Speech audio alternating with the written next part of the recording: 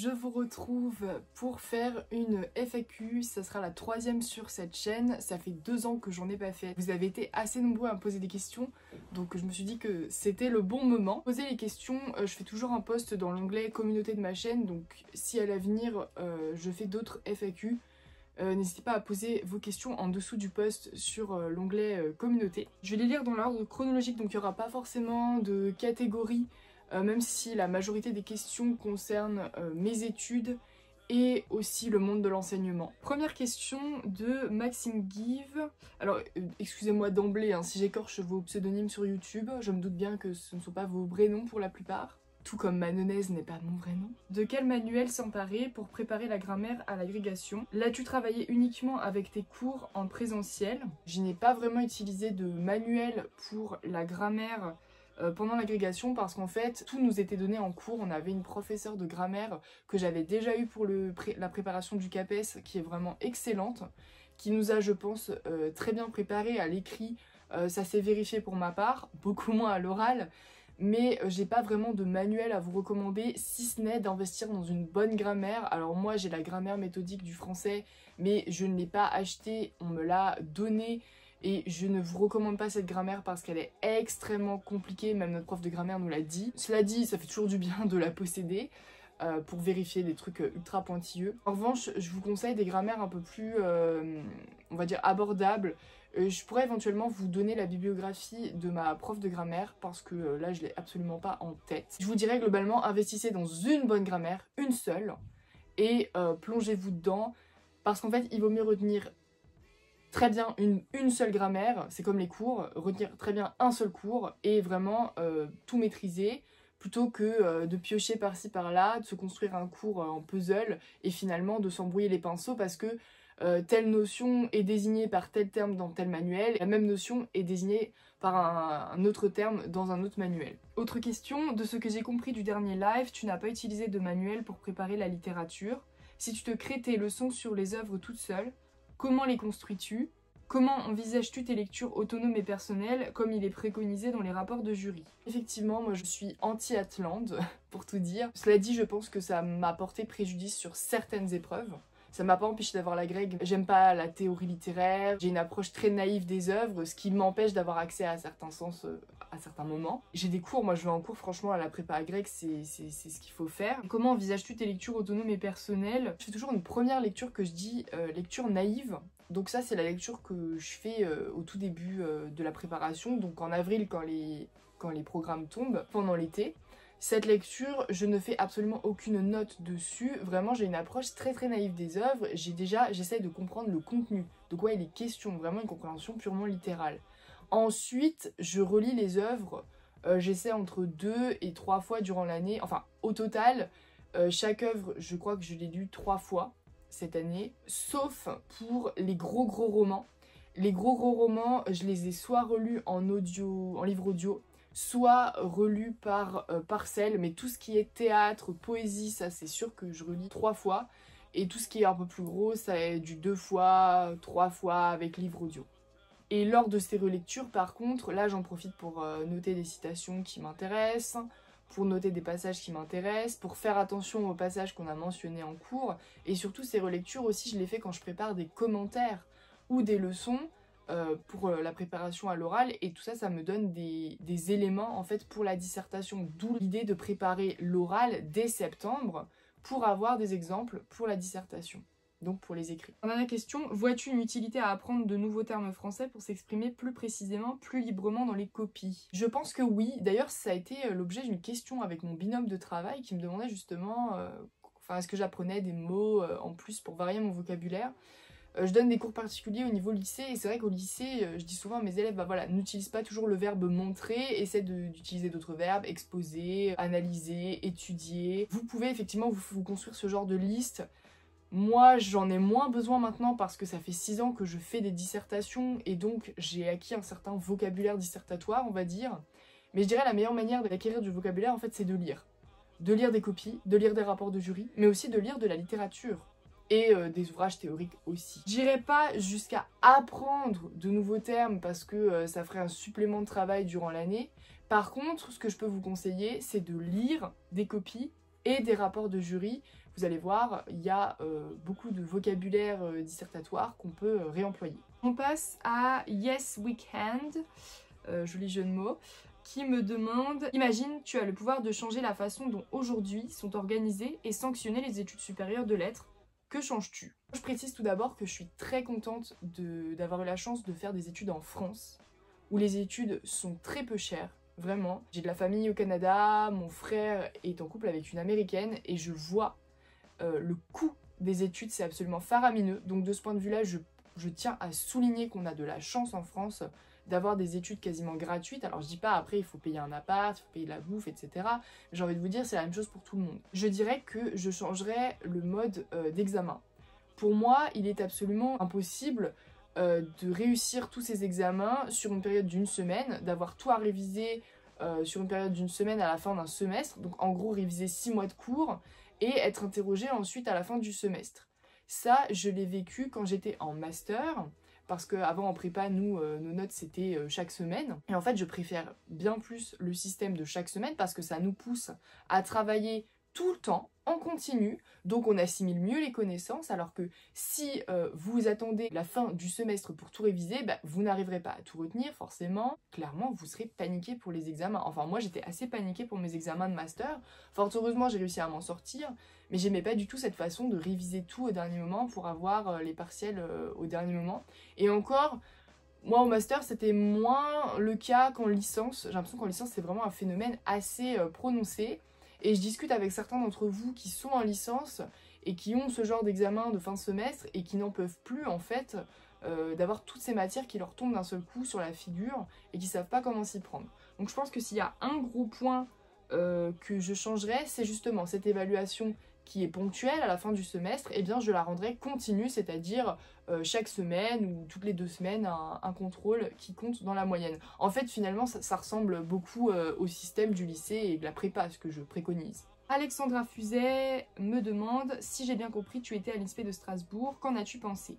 Oui, j'ai fait mon master MEF donc à l'INSPE de Strasbourg. Je ne suis pas originaire d'Alsace, je viens de Champagne. J'ai fait ma prépa à Nancy et puis j'ai poussé un peu plus vers l'est pour mon master puisqu'à chaque étape de ma vie j'aime tourner la page et donc changer d'endroit. Peut-être qu'un jour je me retrouverai en Allemagne, qui sait, même si je ne parle pas allemand un seul mot. Je vais dire que globalement j'étais quand même satisfaite de ma formation, j'ai été très bien préparée au CAPES et les résultats l'ont prouvé. La quasi-totalité de ma promo a eu son CAPES. La ville est agréable, les locaux le sont aussi. On est à la fois à l'INSPE et à la fois à la fac, donc on est sur 2 sites différents. La qualité des enseignements était plutôt au rendez-vous, même si, et je pense que c'est pas seulement le cas à Strasbourg, les cours de didactique et de pédagogie pourraient être beaucoup plus condensés, c'est-à-dire qu'en 2 ans, on vous apprend des choses qu'on pourrait vous apprendre en 6 mois. Ce qui fait des cours à rallonge. Donc ça, je pense que c'est plutôt un défaut au niveau du master MEF parce que d'autres personnes de d'autres INSPE m'ont fait la même remarque. Mais globalement, je dois dire que j'étais assez satisfaite de ma formation et je ne regrette pas d'avoir choisi Strasbourg. Quentin Scrobala me demande « Il me semble qu'il y a 2 enjeux dans l'enseignement, d'un côté la littérature, d'un autre la langue française. Préfères-tu enseigner l'étude des textes, analyse stylistique, comparée, ou l'étude de la langue, grammaire, orthographe, production écrite, etc. » Alors ça me rappelle mon oral d'entretien du CAPES où je disais que je voulais être professeur de français à la fois pour la littérature, mais aussi pour la culture française, mais aussi pour la langue française, c'est-à-dire sa grammaire. La langue française est une langue extrêmement difficile, mais aussi extrêmement belle, et être prof de français, ça ne se conçoit pas sans littérature, sans grammaire. Il faut les 2. Voire même les 3, en fait, c'est comme une langue vivante. On a l'aspect littéraire, on a l'aspect linguistique et on a l'aspect civilisationnel. Donc littérature, grammaire, culture. En fait, j'ai pas vraiment de préférence. Je pense que je m'éclate un peu plus effectivement en littérature parce qu'on peut déborder sur des idées philosophiques, historiques, artistiques. En plus, une interprétation d'un texte, c'est assez libre aussi. Je veux dire, c'est pas un problème mathématique où il n'y a qu'une seule réponse, alors qu'en grammaire, même si la grammaire pose problème dans certains cas, en grammaire c'est un peu plus mathématique, il y a souvent qu'une seule bonne réponse. Cela dit, la rigueur de la grammaire me plaît beaucoup. Je dirais qu'aussi je suis moins à l'aise à enseigner la grammaire parce que je me sens pas tout à fait légitime, surtout au vu de la note que j'ai eue à l'oral de l'agrégation. Franchement, j'ai à cœur d'enseigner à mes élèves comment savoir bien s'exprimer, mais aussi comment savoir bien écrire, parce que bien écrire c'est discriminant pour tout le monde, absolument tout le monde. Même si vous n'êtes pas un écrivain, demain vous aurez besoin de faire un CV, demain vous aurez besoin de faire une lettre de motivation. Je trouve que ça décrédibilise des gens qui sont tout à fait intelligents. Il faut absolument aborder les 3 pans en cours, à la fois séparément et à la fois conjointement. La grammaire sert l'analyse littéraire. Sandrine Top me demande « Bonjour, pour l'agrégation, la meilleure préparation est-elle le master recherche ou le master MEF hors prépa agrégation ?» Alors ça c'est une très bonne question, c'est la question que je me suis posée aussi lorsque je suis partie des classes préparatoires, donc au bout de 3 ans. Mes professeurs m'ont dit allez en master recherche, ne faites pas un MEF, passez directement à l'agrégation, de toute façon le CAPES vous l'aurez. J'ai refusé parce que mon but moi c'était vraiment d'enseigner, d'apprendre des principes d'enseignement, de construire un cours, d'avoir une dimension pré-professionnalisante. Et avec le recul, la préparation du CAPES m'a enseigné déjà plusieurs principes sur la préparation de l'agrégation, c'est-à-dire qu'il y a des épreuves qui ressemblent fortement. Juste le niveau est un peu différent. D'avoir préparé le CAPES, ça m'a donné une certaine avance sur certaines matières. Je dirais que pour préparer le CAPES, pour bien préparer le CAPES, il vaut mieux aller en Master MEF, parce que là vous avez une véritable préparation au CAPES que vous n'avez pas en prépa agrégation ou en Master de recherche. Et d'ailleurs je l'ai bien vu, moi j'ai eu des résultats incroyables au CAPES, alors que des camarades qui ont été devant moi à l'agrégation ont eu des résultats bien plus déplorables au CAPES. Donc ça veut bien dire ce que ça veut dire. Si vous n'avez pas la formation adéquate, vous n'aurez pas forcément les résultats à la hauteur de vos attentes. Préparer le CAPES dans un Master MEF, ça vous donne de l'avance sur l'agrégation, mais le Master Recherche va vous apporter beaucoup plus de connaissances au niveau littéraire. Notamment, vous allez faire de la littérature comparée, chose que je n'avais jamais faite avant, et ça s'est ressenti au niveau des notes. Master Recherche va vous apporter des connaissances en plus. Je dirais que le Master MEF va vous apporter une méthode en plus. À vous de voir. Si vous voulez passer le CAPES, par contre, passez par le Master MEF. C'est bien d'abord de préparer le CAPES une première année, puis ensuite de passer l'agrégation si nos résultats au CAPES sont au rendez-vous. Peut-être passer un premier concours, ça peut vous donner une idée de ce que c'est qu'un concours. Prochaine question. Un élève n'ayant pas fait une prépa littéraire est-il vraiment désavantagé pour le concours agrégation? Alors ça, c'est extrêmement important comme point. Dans ma promo, je ne vais pas vous le cacher, on est 8 admissibles. On était 8 admissibles. Sur les 8 admissibles, il y en a 7 qui ont fait une prépa. Et sur les... Donc il y a eu 7 admis sur ces 8 admissibles, et sur les 7 admis, 6 ont fait une prépa. Le seul qui n'avait pas fait de prépa est premier sur liste complémentaire. Je ne vais pas davantage étayer cette idée, mais en fait, quand vous êtes en prépa, vous avez déjà préparé un concours. Donc vous avez déjà les méthodes, et évidemment que ça vous donne un avantage certain. Mais ce n'est pas impossible d'avoir l'agrégation en passant par la fac, hein. Vraiment.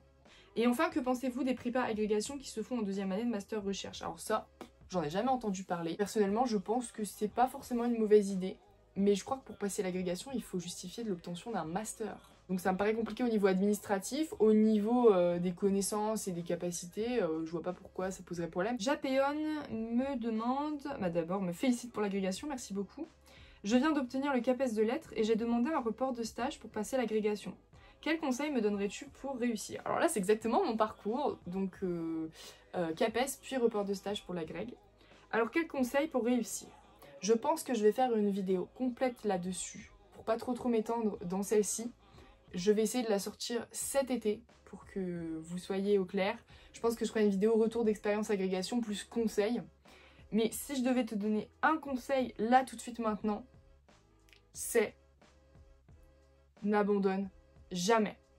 Même si tu trouves que c'est trop dur, même si tu penses que t'es trop nul, même si tu penses que les autres sont meilleurs, même si tu penses que t'as foiré tes oraux, n'abandonne jamais. Marimu me demande comment es-tu tombée dans la marmite de la littérature, tel Obélix dans la marmite de potions magiques. Toujours été quelqu'un de très rêveur. D'ailleurs je suis la seule dans ma famille à lire et à être très dans l'abstraction. Ma famille est très dans le concret, donc c'est difficile parfois de dialoguer. La littérature, c'est le monde du rêve qui s'offre à nous, c'est le monde de l'impossible, c'est le monde de la fiction. C'est pour ça que je vous dis que j'aime pas trop la théorie littéraire, parce que pour moi c'est pas de la fiction, donc j'arrive pas à me plonger dedans. Très jeune, ma mère a fait l'effort de nous emmener à la bibliothèque tous les 15 jours.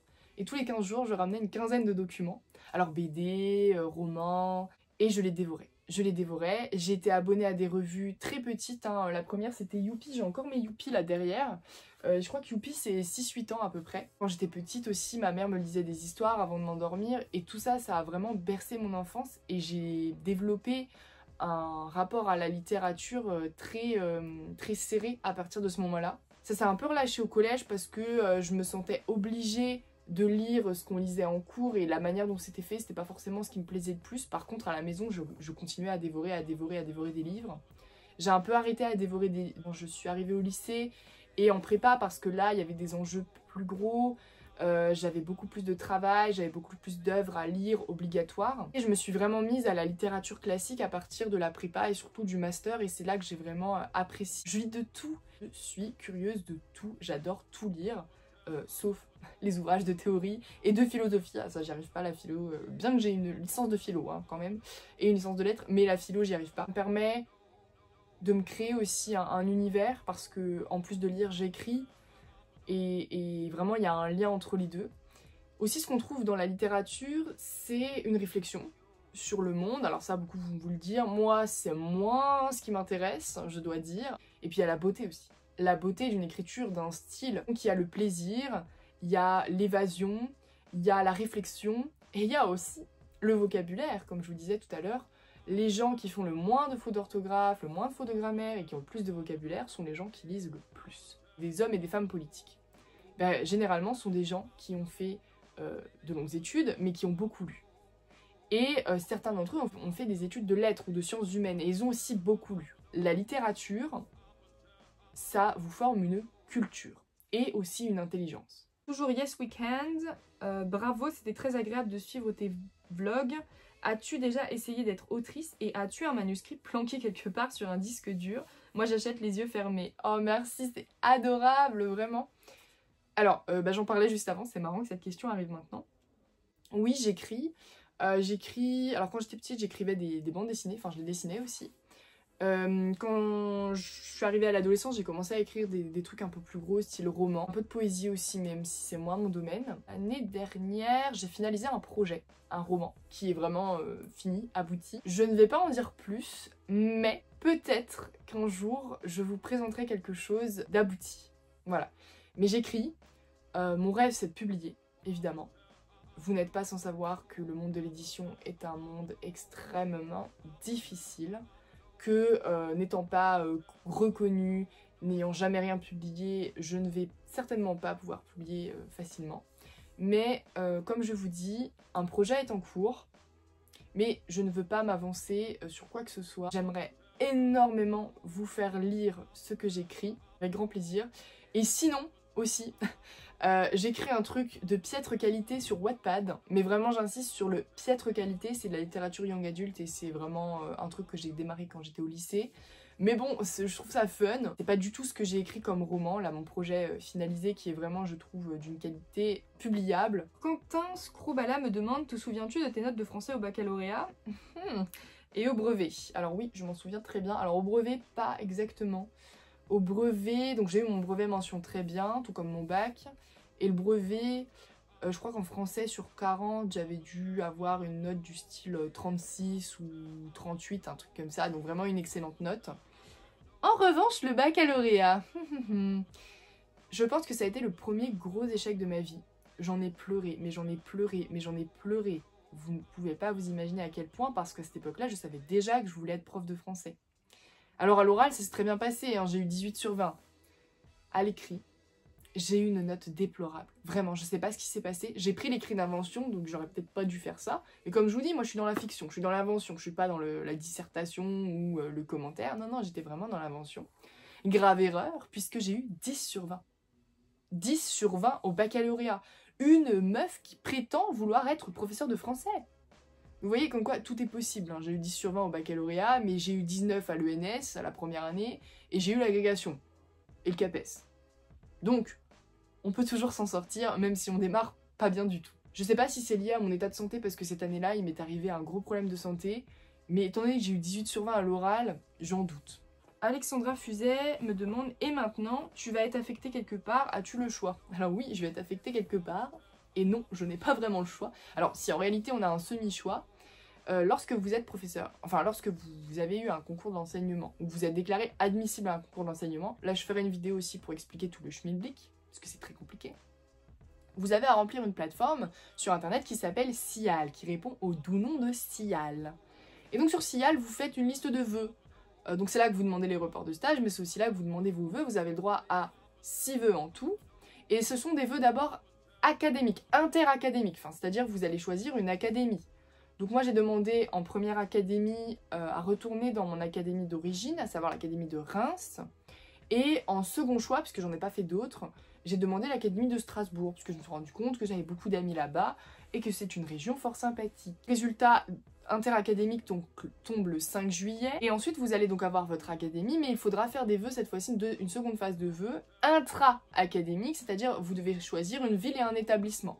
Et ça, vous avez les réponses au petit bonheur la chance, suivant l'établissement, fin juillet ou début août. Vous pouvez tout à fait être affecté dans un endroit que vous n'avez pas choisi, parce que certaines régions valent plus de points que d'autres.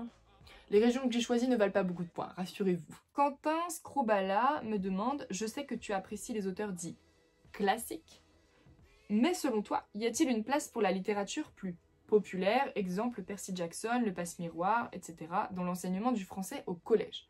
Alors comme je disais tout à l'heure, je suis friande de toute lecture. J'ai lu le premier Passe-Miroir d'ailleurs, et j'aimerais beaucoup lire les prochains. J'ai vu les films Percy Jackson, je ne les ai pas lus, mais j'ai lu les Hunger Games. J'ai lu ma série favorite, c'est La Sélection de Kirakas, vraiment je vous conseille à fond. J'adore le roman graphique par exemple, la bande dessinée, et évidemment que ces ouvrages ont une place dans l'enseignement du français au collège, alors plus au collège qu'au lycée, mais au lycée pourquoi pas. Et moi j'ai très envie de faire des ponts justement entre la littérature classique et la littérature plus populaire. C'est essentiel, parce que les élèves, vous n'allez pas les intéresser à Racine en claquant des doigts. Il faut passer par du connu, il faut passer par ce qui fait partie de leur univers de référence. Donc passer par des films, passer par des séries, passer par des livres qu'ils ont lus, et aussi passer par l'image. Moi j'adore les romans graphiques comme je vous disais et la bande dessinée. Je ferai des points de comparaison entre les deux et ça fera l'objet de cours d'études de l'image. Donc oui, absolument, il ne faut pas cloisonner la littérature et faire comme ma prof de prépa disait que Guillaume Musso et Harry Potter c'était bon pour la poubelle. Eh bien non. Alors en prépa, effectivement, on va pas s'amuser à étudier tout ça, hein, pas dans les dissertes, mais ça n'empêche que c'est une formidable source de divertissement, mais au-delà de ça aussi de réflexion et de plaisir. Quentin Scrobola nous disait « Je n'aimais pas lire au collège, car je trouvais que certaines œuvres étaient inaccessibles. » Bah, c'est exactement ce que je dis. Calliope me demande « Où retrouves-tu en stage, collège ou lycée ?» Et félicitations. Alors merci beaucoup. Comme je vous disais, je n'ai pas encore les résultats d'affectation. L'académie, donc c'est pour dans 2 jours. Et collège ou lycée, alors moi personnellement je voudrais tellement le lycée, c'est pour ça que je me suis cassé le cul à passer l'agrégation. En tant qu'agrégé on peut quand même finir au collège, alors c'est moins courant, hein, je crois que c'est de l'ordre de 25% contre presque 60% pour finir en lycée. Donc je vais demander un lycée en priorité, mais il se peut très bien que j'arrive en collège. Donc tout ça vous le saurez je pense à la fin du mois d'août, parce que c'est à ce moment-là que je vais m'installer et que je vais avoir vraiment mon établissement. Salambo Carthaginoise me félicite pour l'agrégation, merci beaucoup. Penses-tu que quelqu'un qui débute en latin peut réussir correctement la version latine à l'agrégation? Quels sont tes conseils pour travailler le latin? Je pense que quelqu'un qui débute en latin vraiment peut limiter la casse à l'agrégation. Hein. Je l'ai vu en écoutant un peu les résultats à droite à gauche des gens qui ont passé l'agrégation. Il faut vraiment vous y mettre l'été d'avant, prendre le bon vieux Simone Deleani, donc c'est un manuel de latin pour débutants, une initiation à la langue latine, que j'ai eu en prépa et qui m'a permis d'apprendre le latin ex nihilo en prépa. C'est des progrès fulgurants en l'espace de 2 ans, hein. C'était absolument faramineux, vraiment. Donc c'est possible de limiter la casse, par contre vous n'aurez pas 19, hein, ça c'est certain. Je pense que vous pouvez avoir la moyenne, vraiment. Mais pour ça, il faut vraiment suivre méthodiquement la méthode, c'est le cas, et vous y mettre dès l'été.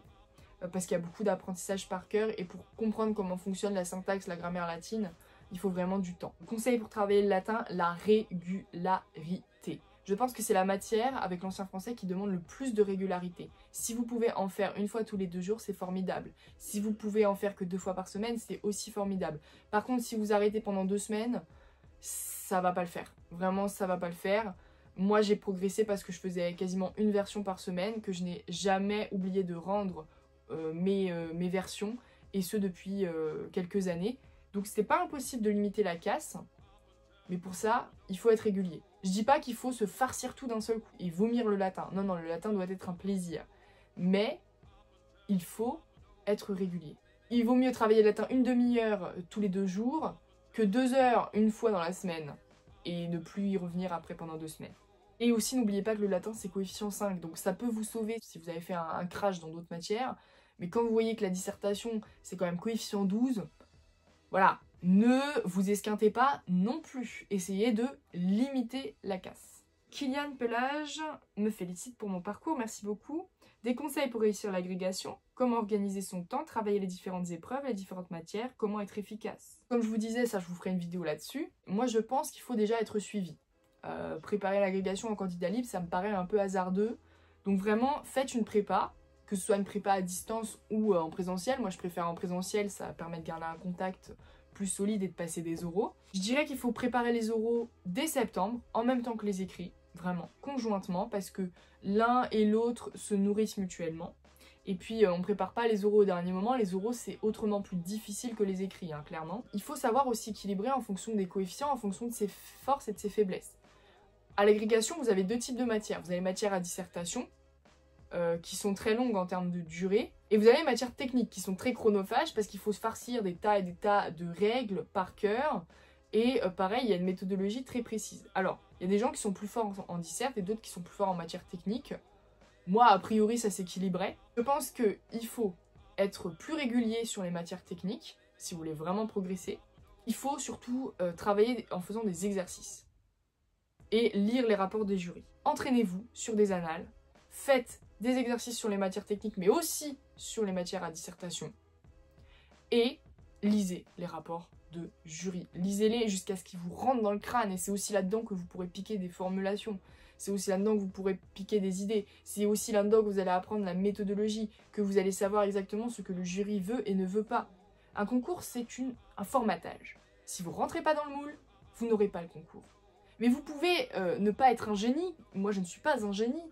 Et avoir le concours, parce que vous vous êtes formaté. Je ne suis pas un génie, mais je suis quelqu'un qui adore la discipline, qui sait s'adapter, qui est un véritable caméléon. Le concours, c'est ni plus ni moins qu'un formatage, et pour se formater, il faut s'exercer, et il faut lire la notice de formatage. Et puis comment être efficace, il faut avoir aussi une bonne hygiène de vie, hein. Ça je ne saurais trop le rappeler, mais voilà, il faut aller en cours régulièrement, il faut dormir suffisamment, il faut manger un minimum, et il faut faire aussi un peu de détente à côté, hein, donc du sport, mais aussi lire d'autres choses, éventuellement si vous y arrivez, aller au cinéma, vous accorder des moments, hein, vraiment. L'efficacité, ça vient avec le repos.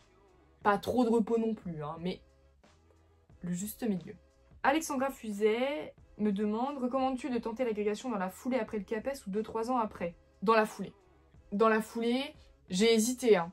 J'ai beaucoup hésité parce que je voulais enseigner, j'en avais absolument marre des concours, ça faisait déjà 5 ans que je préparais des concours, plus le bac, rajouter là-dessus le bac, c'est bon, c'est mort, j'en pouvais plus. En plus j'ai fait un master MEF spécialement pour décrocher le CAPES et pour être sûr d'enseigner le plus vite possible. Puis j'ai vu mes résultats au CAPES, on m'a poussé à passer l'agrégation et on a extrêmement bien fait. Je pensais pas l'avoir du premier coup, hein. Je me suis dit je m'embarque dans une année qui va me servir à rien. J'avais tellement peur d'avoir sacrifié cette année pour rien. Et finalement, ça l'a fait. Non, il faut passer directement parce que vous êtes dans une logique de concours. Vous êtes dans une dynamique de concours. Dans 2-3 ans, vous aurez mis un pied dans la vie active. Vous serez déjà ailleurs, vous aurez votre salaire. Vous n'aurez plus envie forcément d'apprendre comme ça de façon assez stakhanoviste. Vous n'aurez plus aussi les mêmes réflexes, notamment méthodologiques. Je l'ai vu dans ma promo, il y avait des gens qui passaient l'agrégation en interne, certains qui avaient déjà des enfants, même qui passaient en externe aussi, avec des enfants. Bon courage. Et ces gens-là, malheureusement, ils avaient un peu plus de mal à s'y mettre et parfois même la méthodologie n'était pas au rendez-vous. Alors je me dis que, en fait, c'est extrêmement difficile de s'y remettre après. Donc vraiment, si vous avez la possibilité d'enchaîner les concours, enchaînez-les. Vraiment. Et après, vous êtes débarrassé à vie. Mais moi, quand je pense que je suis débarrassée à vie de tout ça, bon, j'en ai bavé pendant 6 ans. Et à la fois, c'était cool aussi pendant 6 ans. Mais Je veux dire, maintenant c'est bon, c'est fini, c'est mis de côté. Moi je préfère tout rassembler, me débarrasser, que de faire du parcellaire et avoir toujours un truc qui me pèse au-dessus de la tête, comme l'épée de Damoclès. Peut-on préparer l'agrégation et vivre en même temps, ou faut-il se dédier à 100% à l'agrégation pendant une année? J'aimerais passer celle d'allemand. Alors, je pense déjà que si vous avez une vie de famille ou un travail à côté, faut que vous fassiez en sorte de vous donner une grande place pour l'agrégation. Déjà, si vous travaillez à côté, il faut éviter de travailler à côté. Même un job étudiant, c'est compliqué. Moi, je travaillais uniquement les samedis, et puis je donnais des cours particuliers dans la semaine et dans le week-end. Je n'avais aucun jour de repos. Si j'avais le vendredi. Si le vendredi, j'avais un jour de repos, mais ça me servait à travailler l'agrégation. Il faut vous dire qu'en fait, il faut que vous ayez un minimum de, je sais pas moi, 5 heures par jour pour vraiment bien travailler l'agrégation.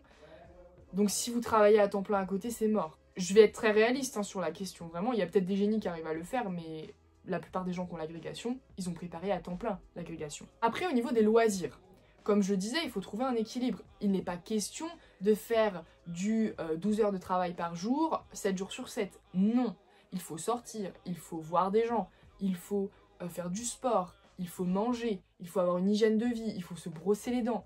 Donc 100% à l'agrégation, non. Il faut partir du principe que oui, vous allez vous mettre à fond à l'agrégation et comme nous disaient nos profs en début de l'année, vous ne passez pas l'agrégation en dilettante. Vous n'êtes pas là pour essayer de passer l'agrégation. Vous n'êtes pas là pour voir un petit peu comment ça se passe. Non, vous êtes là pour l'avoir dès la première année. C'est vraiment comme ça qu'il faut partir. Et donc je dirais que oui, il faut être à fond à l'agrégation, mais non, il ne faut pas négliger sa vie personnelle à côté. Et ça, c'est vous qui allez trouver cet équilibre. Parce que moi, par exemple, je suis incapable de bosser après le dîner du soir, sauf quand vraiment il y a une deadline. Je l'ai fait quelques fois cette année, je le faisais beaucoup plus en prépa, mais quelques fois cette année. Par contre, je suis beaucoup plus efficace le matin. Je suis capable d'avoir une session de travail de 9 h à 15 h non-stop. Et après 15 h, je ne fous plus rien. Kevin me pose une question très intéressante. Est-ce que tu penses que les concours ont changé ta manière de lire? Oui. Alors, peut-être moins que mes camarades, parce que vraiment j'ai des camarades qui m'ont dit « Oh maintenant j'arrive plus à lire sans un stylo à la main, en train d'annoter, en train de me dire quel procédé stylistique c'est, ou je sais pas quoi, quelle interprétation en tirer. » Moi j'ai toujours cette approche naïve des œuvres que j'avais quand j'avais 10 ans et que je dévorais les livres de la bibliothèque. Donc ça me fait extrêmement plaisir de garder ce rapport-là aux œuvres. Par contre, maintenant, les concours m'ont appris aussi à avoir une approche un peu plus réflexive sur les œuvres, au-delà du divertissement, à y voir une réflexion un peu plus profonde sur le monde, sur la condition humaine, et sur aussi une approche un peu plus philosophique, quoi. Et aussi, l'enseignement m'a appris à avoir une approche aussi didactique, à me dire, tiens, quels ouvrages je pourrais faire en cours, quelle partie d'ouvrage je pourrais étudier. Je fais aussi plus attention à la manière dont c'est écrit, à des passages clés de l'œuvre. Maintenant, surtout, je deviens frénétique avec mon téléphone. Je prends des photos de toutes les pages qui me marquent, toutes les citations qui me marquent, et je me fais un calepin à citations. Donc ça, c'est peut-être la seule chose tangible, matérielle, qui a changé dans mon approche des œuvres. Mais finalement, je garde une approche assez naïve des œuvres. Crayon Cool me demande « Penses-tu que le Master MEF t'a bien formé au métier d'enseignant ?» Alors ça, je pense que ça va se vérifier l'année prochaine. Je pense que le Master MEF m'a assez bien préparé au métier de l'enseignement, mais qu'il y a quand même un énorme hiatus entre la théorie de la didactique et de la pédagogie et la pratique. Et souvent, en cours, on nous apprenait des choses qu'effectivement, lorsqu'on devait l'appliquer en stage, on voyait qu'il y avait franchement un mur. Donc je me dis que oui, on est assez bien formé. En plus, on a une partie pratique, on fait des stages en établissement avec le MEF. On est mieux préparé que ceux qui sont en master recherche, beaucoup mieux. D'ailleurs, j'ai tous mes camarades qui ont eu l'agrégation cette année, et donc j'étais la seule à avoir fait un MEF, ils étaient là en mode Manon, tu vas être notre maître à penser pour l'année prochaine. Le MEF prépare bien au métier d'enseignement, mais c'est pas suffisamment concret en fait, c'est pas suffisamment ancré dans le réel et dans les problématiques qu'on rencontre dans la réalité. MyTune me demande quels sont tes projets. Ah, c'est très vaste. Mes projets. Bah, mes projets déjà à court terme, là c'est de travailler cet été et de partir en vacances. Ensuite de déménager, d'avoir mon propre appartement avec mes propres meubles et ma propre bibliothèque. Et mon propre dressing, voilà. À plus long terme, donc c'est réussir mon année de stage. J'aimerais beaucoup enseigner dans un lycée pendant quelques années, vraiment. J'aimerais beaucoup aussi, alors ça c'est un fantasme, un rêve plutôt qu'un projet qui paraît réalisable, mais tout de même, ce fantasme d'être dans un lycée français à l'étranger, en particulier dans des pays asiatiques, et mon grand rêve c'est la Chine. J'ai aussi beaucoup de projets de voyage pour les prochaines années. Chaque année je pars au moins une fois à l'étranger, si ce n'est 2. Projet à plus long terme, j'aimerais investir dans l'immobilier. J'aimerais commencer à fonder une famille avant mes 30 ans. Et vers mes 30 ans, commencer une thèse pour pouvoir par la suite enseigner à l'université, mais surtout en prépa. C'est riche en projets, on va dire, jusqu'à mes 35 ans. Je ne sais pas comment je vais réussir à caser tout ça, mais maintenant que j'ai la Greg, je me pose beaucoup moins de questions. Ensuite, JABD me demande, enfin me félicite tout d'abord, merci, bravo pour la Greg trop forte. Quel concours as-tu trouvé le plus difficile? L'ENS pour sa généralité et son côté touche à tout, ou la Greg pour sa spécialisation? Et lequel des deux t'a demandé le plus de travail et d'investissement? Alors c'est la question que je me suis beaucoup posée et que beaucoup de gens aussi en réalité m'ont posée. Et tu soulèves vraiment les deux différences entre... Enfin vraiment la différence entre ces deux concours, c'est que l'ENS c'est un concours très général, il faut être bon en tout, il faut être bon en philo, il faut être bon en histoire, il faut être bon en français, il faut être bon en langue vivante, il faut être bon en langue ancienne, en géographie, et pas seulement qu'en littérature. Là où l'agrégation est quand même un concours beaucoup plus spécialisé dans les lettres, et je pense que l'ENS convient mieux à des profils assez généralistes, et l'agrégation a des profils un peu plus spécifiques. En termes de pourcentage de chance, et je distingue ça de la difficulté du concours, hein, vraiment. En termes de pourcentage de chance, vous avez plus de chances d'obtenir l'agrégation que l'ENS. L'ENS, c'est de l'ordre de 5% de chance, l'agrégation, c'est 17%. En lettres, hein, en lettres je précise. Moi, j'étais admissible à l'ENS d'Ulm, et j'étais admise à l'agrégation, par exemple. Cela dit, j'ai trouvé que la préparation à l'agrégation était plus difficile. Pourquoi ? Parce que déjà, elle se fait en 1 an, contrairement à l'ENS qui se fait en 2 voire 3 ans. Donc vous avez plus le temps d'apprendre les méthodes et de vous y préparer. Ensuite, parce qu'à l'ENS, comme je le disais, vous avez plusieurs disciplines. Et quand on est un peu bon partout, mais génial nulle part, comme c'est mon cas, eh bien l'ENS, c'est mieux que l'agrégation. En tout cas, c'est plus accessible, on va dire, en termes de préparation, puisque c'était quasiment que des dissertations, et que globalement, en dissertation, j'étais bonne dans à peu près toutes les matières. À l'agrégation, c'est un peu différent parce qu'il y a des matières très techniques où on peut avoir des notes un peu décevantes, et puis il y a ces fameux oraux qui sont absolument catastrophiques. Enfin, pour ma part. Cela dit en passant, les oraux de l'ENS c'était pas très bien passé non plus. Hein. Et je trouve que en fait ma préparation à l'agrégation, je l'ai beaucoup moins bien vécue que la préparation à l'ENS. Bon, aussi il y avait le contexte, à l'ENS j'étais en internat, à l'agrégation j'ai passé 6 mois assez seule. C'est seulement à partir du mois de janvier et surtout des écrits que j'ai commencé à me rapprocher de ma promo, et en particulier de mon binôme de travail, et surtout les notes quoi. Mais les notes en prépa agrég, j'ai jamais eu des notes aussi nulles que ça. Vraiment ça tournait autour, enfin nul j'abuse un peu, mais ça tournait autour de 10, 11, 12, 13. Il y a quelques fois où j'avais des 16, mais c'était très rare. Alors qu'en prépa j'avais 14 de moyenne. Et qu'à l'ENS, par exemple, en dissertation, j'ai eu des 19,5, des 19, enfin vraiment, je m'attendais pas à une descente aussi violente, même si on m'avait prévenu. Surtout les oraux, quoi, les notes aux oraux. Alors j'ai pas encore regardé mes notes de l'ENS, et je vais le faire en live comme promis, mais en fait j'ai l'impression que la notation, elle est vraiment très différente. À l'ENS, vous pouvez vraiment avoir d'excellentes notes, et même en n'étant pas un génie, alors qu'à l'agrégation, vraiment, les excellentes notes sont très très rares, et ils ont tendance à tirer vers le bas les notes, surtout à l'oral. Donc aussi, ce qui m'a paru plus difficile à accepter, c'est ces histoires de notes qui sont vraiment absolument pourries à l'agrégation, et ça veut pas dire que vous n'allez pas être admis. Hein. Et ça d'ailleurs, je l'avais déjà vu avec des amis agrégés qui l'ont eu avec des notes catastrophiques, notamment à l'oral. Donc c'est aussi plus difficile en ce sens-là. iTunes me demande, veux-tu enseigner dans un collège ou dans un lycée? Pourquoi? Alors tout à l'heure, je vous disais que je préférais le lycée. Parce que pour moi, avec le lycée, on peut enseigner des œuvres un peu plus complexes, qui me plaisent davantage. Les élèves sont un peu plus concernés aussi par les cours, et surtout, on peut faire les fameux exercices que j'adore et auxquels j'ai dédié mon mémoire, à savoir la dissertation littéraire et le commentaire littéraire. Donc c'est vraiment aussi pour ça que je souhaite enseigner en lycée. Aussi, je m'entends beaucoup mieux avec les jeunes adultes qu'avec les jeunes adolescents. Ça ne veut pas dire que je refuse d'aller au collège, bien au contraire, je pense que ça me ferait aussi une belle expérience. mais j'avoue que le collège m'attire beaucoup moins que le lycée. Et en plus de ça, au lycée, il y a quand même l'enjeu du baccalauréat qui me plaît beaucoup. Il y a ce rapport avec la philosophie grâce à la spécialité HLP en terminale.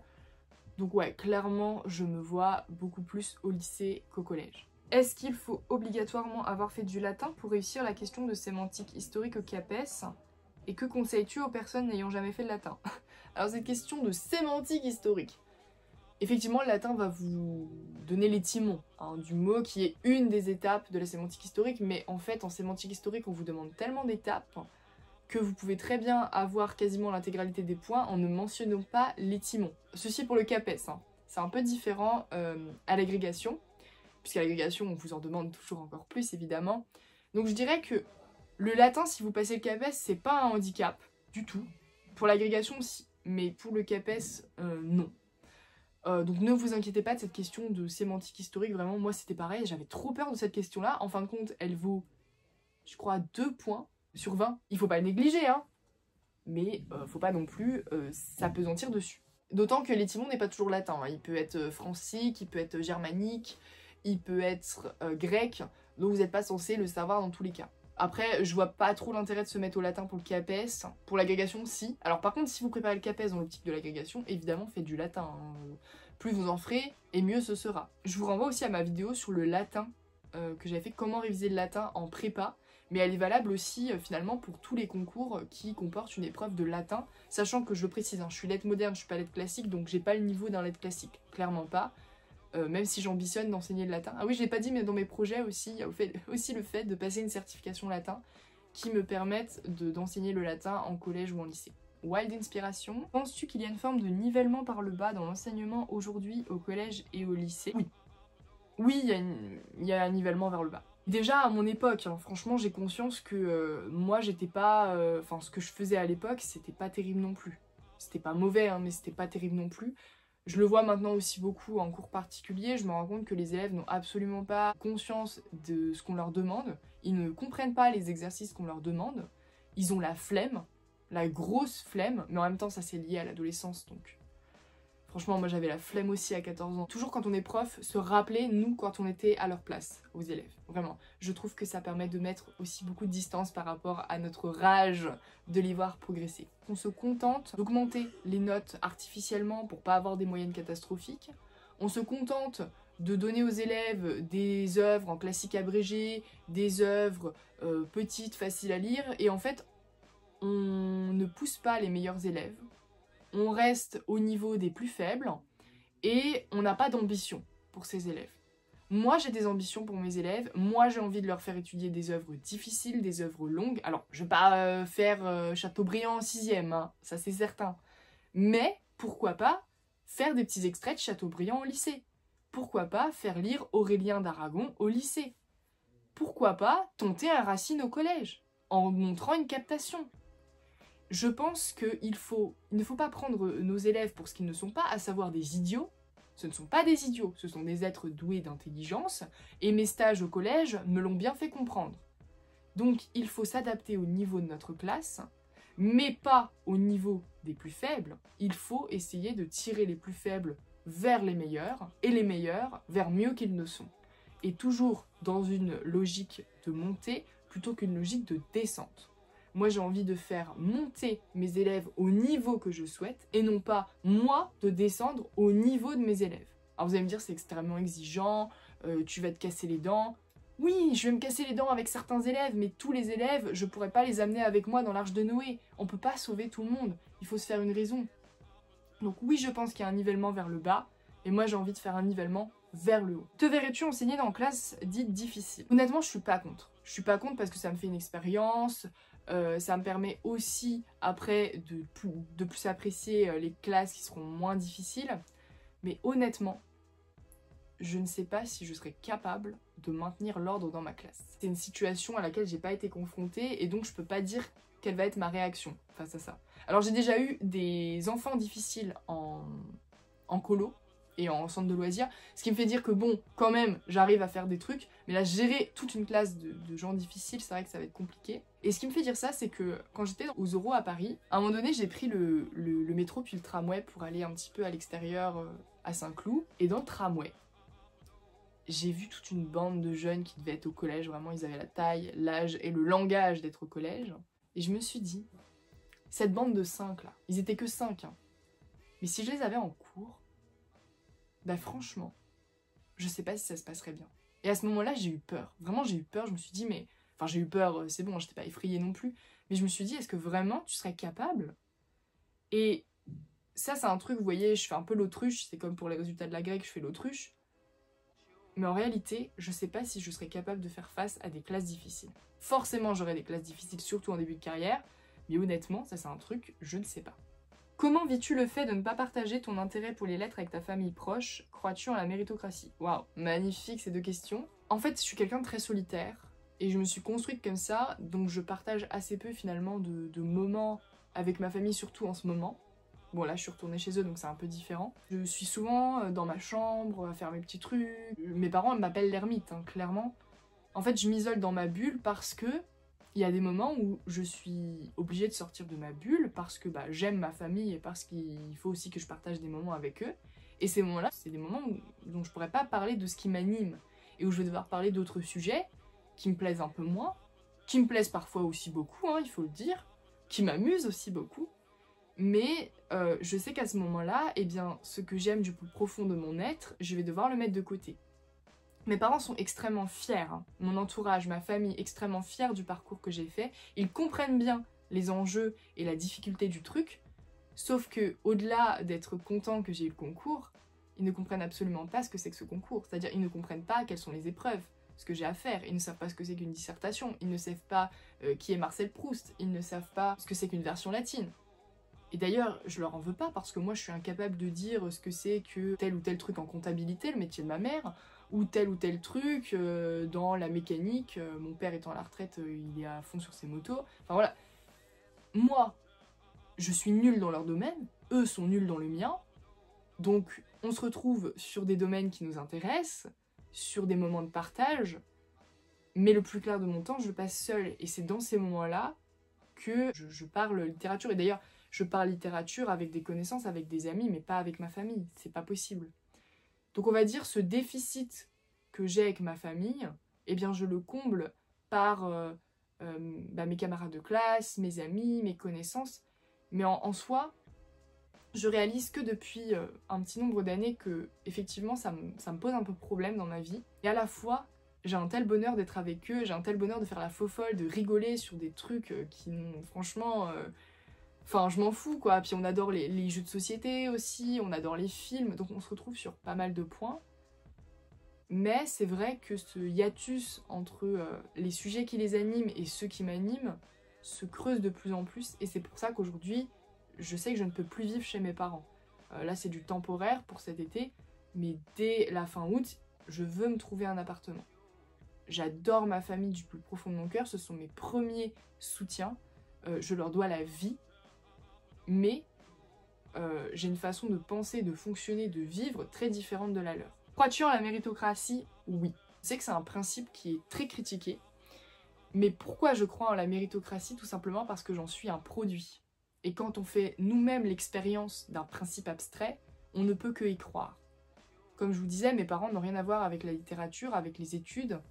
Mon père n'a pas le bac, ma mère a fait, je crois, 1 ou 2 ans d'études, enfin, c'était assez chaotique aussi. Ils s'en sont très bien sortis aujourd'hui. Moi, j'ai fait mon chemin un peu toute seule. J'étais très bonne à l'école. J'ai été première de ma classe de la 6e à la terminale.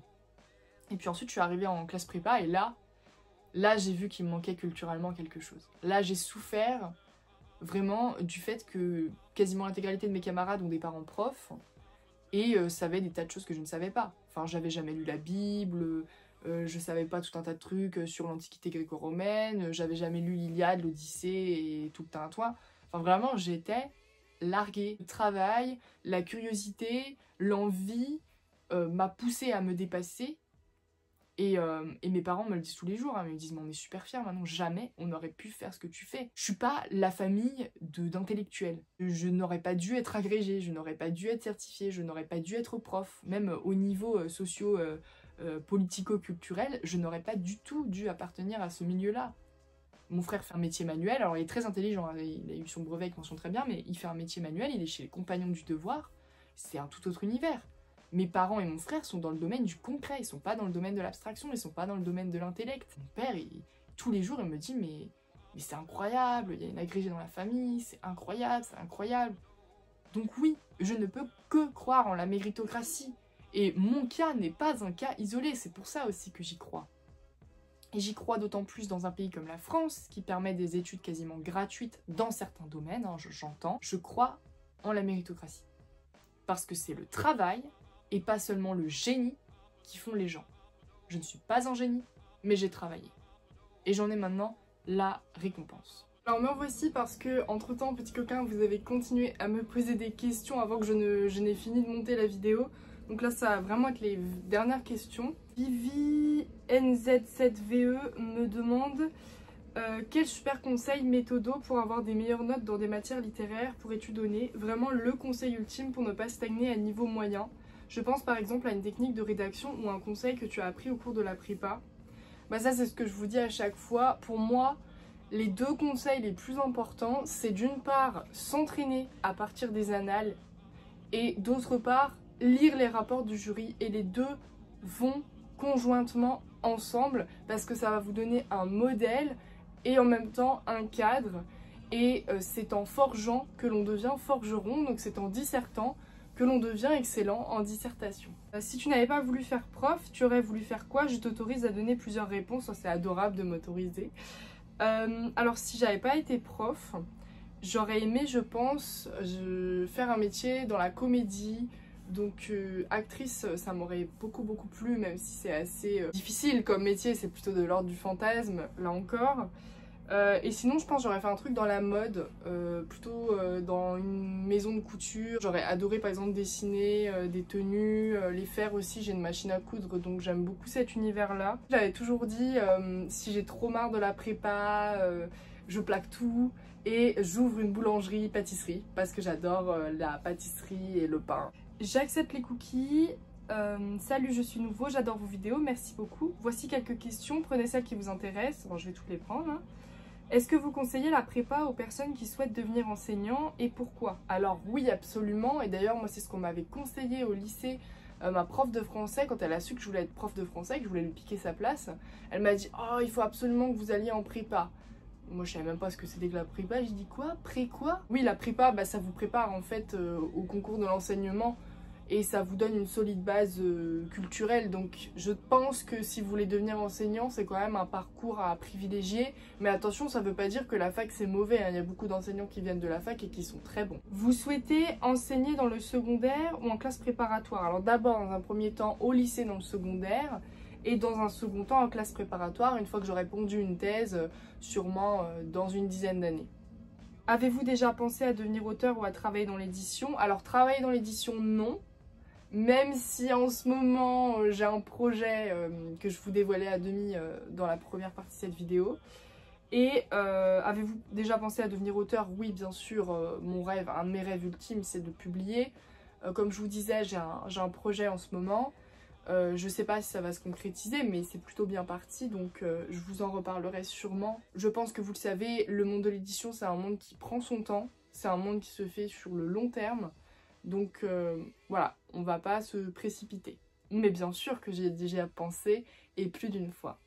Question un peu plus sensible et complexe, avec moi il n'y a rien de sensible ni de complexe. Hein. Pour vous, la méritocratie existe-t-elle ? Est-ce que l'égalité des chances à l'école n'était qu'une illusion montée de toutes pièces par l'État pour taire les velléités de la classe populaire? Alors j'ai déjà répondu un petit peu à cette question. C'est marrant d'ailleurs que ça revienne, cette question de la méritocratie. Enfin, oui, il y a une méritocratie.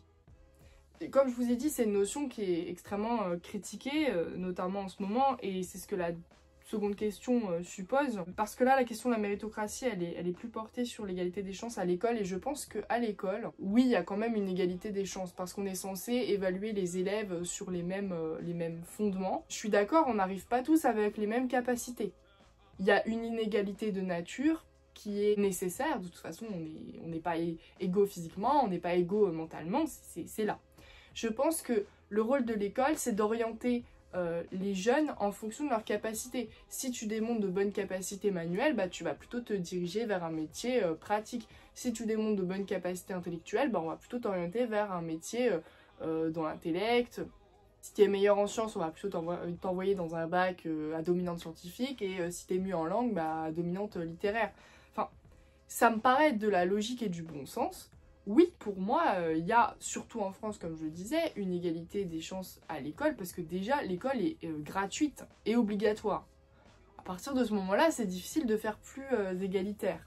Maintenant, les inégalités de nature chez chaque personne posent effectivement problème, parce que le professeur ne peut pas accorder plus de temps à un élève qu'à un autre. Alors, dans les faits, il le fait parce que certains élèves n'ont pas besoin beaucoup de l'aide du professeur. Ce n'est pas une illusion montée de toutes pièces par l'État. Alors oui, c'est un slogan utilisé par l'État. Comme je vous disais, mon parcours montre bien qu'avec du travail, avec un peu de capacité aussi, effectivement, de base, on peut y arriver. Je pense qu'il ne faut pas confondre juste l'égalité de droit, donc celle qui nous est donnée, l'égalité d'accès aux cours, à l'école, et l'inégalité de nature, c'est-à-dire une inégalité de capacité. Moi, je crois encore à cette histoire de méritocratie, et jusqu'à preuve du contraire, comme je vous dis, j'en suis un pur produit. Donc jusqu'à preuve du contraire, moi je continuerai à y croire dur comme fer. Missia 0830, des techniques pour ficher ses livres, ses cours. Je fais des résumés. C'est-à-dire que chapitre par chapitre, je note quelques lignes, et puis après je fais des grands tableaux sur mon ordinateur. Je trouve ça très visuel, très sympathique. Et j'aime bien aussi faire des espèces de gros arbres généalogiques ou des mind maps où tu peux replacer les personnages, la relation entre eux, pour mieux les comprendre. Carlito 933, continueras-tu à poster des vidéos sur YouTube alors que tu vas devenir enseignante? Penses-tu qu'il est possible de concilier les deux, avec le risque que tes élèves voient tes vidéos? Oui, alors ça, j'ai même des camarades qui m'ont posé la question, des camarades de cette année. Alors déjà, oui, il est prévu que je continue la chaîne YouTube pour la simple et bonne raison que c'est une des raisons pour laquelle je tiens encore debout. Non, j'abuse un peu, mais vous n'avez pas conscience à quel point YouTube a éclairé ma vie, alors cette dernière année en particulier, mais je dirais depuis que je l'ai créée, en fait, ma chaîne. C'est un loisir, mais c'est même plus qu'un loisir. Maintenant, c'est aussi une grosse source de sociabilité pour moi.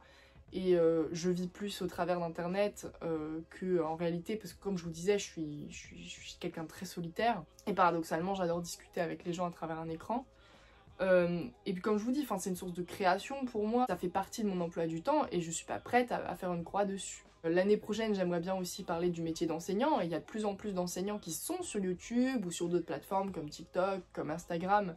Donc pour moi, aujourd'hui, à l'ère des réseaux sociaux, je dis pas que les réseaux sociaux sont merveilleux, sont tout beaux et qu'il faut absolument être tout le temps dessus, mais je pense que c'est pas incompatible. Je pense, et j'en suis même persuadée. Maintenant, ce qui va peut-être poser problème, c'est effectivement le fait que mes élèves voient mes vidéos. Bon bah écoutez, ils verront mes vidéos. De toute façon, elles sont sur internet, je peux pas toutes les supprimer. Si demain je me dis j'arrête YouTube, bah il faut aussi que je supprime toutes mes vidéos précédentes. Non, non, impossible, impossible. J'aime trop ma chaîne pour ça et je vous aime trop vous pour ça. Donc jusqu'à temps qu'on me dise bah écoutez mademoiselle, va falloir fermer votre chaîne YouTube. Non, je ferme rien, je ferme pas la boutique. Ce qui va se poser problème, c'est la frontière entre ce que j'ai le droit de dire, ce que j'ai pas le droit de dire, ce que j'ai le droit de filmer, ce que j'ai pas le droit de filmer. Donc évidemment je filmerai pas dans l'établissement, évidemment je dirai jamais le nom de mes élèves, je dirai jamais le nom de mon établissement. Mais par contre, j'aimerais parler des techniques d'enseignement, j'aimerais parler de mon quotidien, de ce que je croise, des situations auxquelles je dois faire face. Et je pense que c'est le principe de ma chaîne aussi, c'est de vous donner un témoignage objectif et direct de ce que je vis. Donc pour l'instant, il n'y a pas de raison que j'arrête ma chaîne. Et je me battrai becs et ongles pour que cette chaîne continue. Missia 0830 me repose une autre question. Un conseil pour décrocher l'ENS, les profs à Point K étaient-ils bien? Alors Point K, c'est le nom de mon ancienne prépa à Nancy, lycée Henri Poincaré. Alors d'abord, un conseil pour décrocher l'ENS, je ne vais pas trop t'en donner parce que je ne l'ai pas décroché. J'ai juste été à l'oral de l'ENS d'Ulm, je suis désolée. En revanche, les profs à Point K étaient-ils bien? Oui. On a toujours eu des cours hyper structurés, hyper exhaustifs, vraiment complets, avec beaucoup d'informations. Clairement, Point K, c'est ma formation intellectuelle. Si vous voulez, ce sont les fondations de mon parcours intellectuel. Je remercie cette prépa, j'ai pris beaucoup de plaisir à y être, j'ai eu aussi beaucoup de moments de souffrance, de difficultés, mais les profs à Point K, oui, ils étaient bien. Après voilà, faut pas vous faire d'illusions, hein, les profs, ça reste des gens qui ont de la distance avec vous. J'ai gardé contact avec une prof, qui est absolument trop chouette. Ils ne sont pas vos potes, ils vont pas être là pour essuyer vos larmes, donc il y a une forme de distance froide qui s'installe. Mais par contre, ils sont très compétents à Poincaré et la preuve en est que c'est une prépa qui a fait intégrer plusieurs personnes depuis plusieurs années et qui est bien classée. Je vous remercie pour ces nombreuses questions et je vous retrouve très vite dans une prochaine vidéo.